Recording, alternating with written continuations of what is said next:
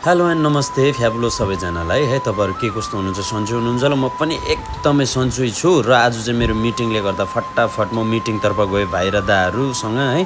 So यो चाहिँ हाम्रो अफिसको लोकेसन हो। सो त्यो मिटिङ सक्ने बित्तिकै म ड्युटीतर्फ फर्केर खानासाना खाएर त्यहाँबाट म यता कामपट्टि फटाफट लागेँ। किन भन्दाखेरि आज फ्राइडे हो, धेरै नै बिजी हुन्छ। त्यहाँबाट उयो सुसीहरू बनाएर फटाफट दिइहालेँ। त्यहाँबाट फेरि म ब्रेक जानुपर्ने भयो। ब्रेक गएर चाहिँ म ड्युटी फेरि रिब्याक भएँ। किन भन्दाखेरि बिहानै उठेको कारणले गर्दाखेरि धेरै नै थाकेको थियो। अब परदेशी जिन्दगी त्यस्तै हुन्छ है। यो चाहिँ हाम्रो रहेको छ भ्यू अफ इभिनिङ है, इभिनिङको भ्यू हो। सो यो अहिले चाहिँ म किचनमा इन्ट्री भएको मात्रै फेरि भेनाज्यूले हाम्रो मटन लिएर आएको रहेछ। मटन चाहिँ अब एकदमै महँगो हो नि त, अनि त्यसले गर्दाखेरि हाम्रोमा चाहिँ तोबुकीहरू अलवेज युज हुने हुन्छ। तोबुकी जहिले पनि एभाइलेबल पाउँछ हाम्रोमा हो।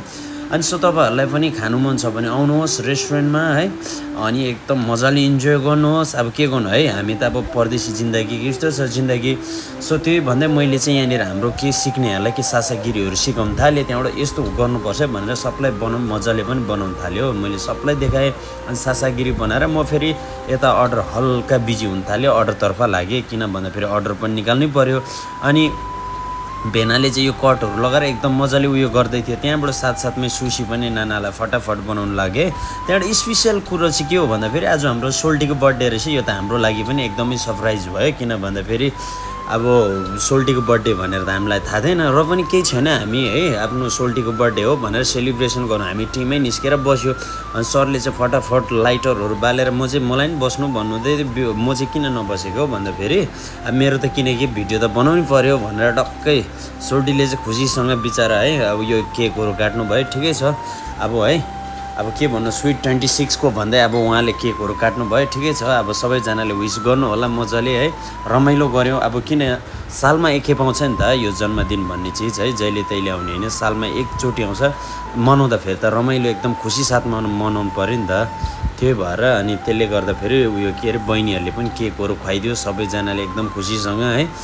खोइ अब उनीहरू त के भन्नु, अब हामी सबै यस्तै हो, अब सबै रमाइलो गरेर बस्ने मान्छे हो है। कहिले हामी एकअर्कामा निराश भएर बस्ने मान्छे होइन। सो गाइस तपाईँहरूले नि एकदमै माया साथ सपोर्ट दिनु होला, बर्थडेको विस गरिदिनु होला जति सक्दो। हाम्रो सोल्टीको बर्थडे हो, सबैजनाले एकदम रमाइलो पाराले उयो गरिदिनु होला है, विस गरिदिनु होला। त सोल्टीले पनि एकदम मजाले केकहरू खाँदै सबको विस उयो गर्यो है। अनि त्यसले गर्दाखेरि चाहिँ अब हाम्रो आजको दिन पनि त्यस्तै बित्यो। अब लास्ट टाइम आइपुगिसकेको छ, सबैजनाले केक पनि मन पऱ्यो। अनि सो गाइस अब है, अब नेक्स्ट भ्लगमा त भेट्ने नै छु। डेली लाइफ त यस्तै हो, मलाई साथ सपोर्ट माया दिनु नभुलिनु होला है। तपाईँहरूको लागि म डेली नै भिडियो लिएर त आउने नै छु। अनि सो आज भन्ने चाहिँ हल्का पानी परिरहेको थियो, अनि फेरि बहिनी मसँग जाने भन्यो, अनि बहिनीलाई लिएर गएको फेरि धेरै पानी पर्यो, उसलाई घुम्टो बनाइदिएँ। सो गाइस म पनि यति भन्दै बिदा लिन चाहन्छु।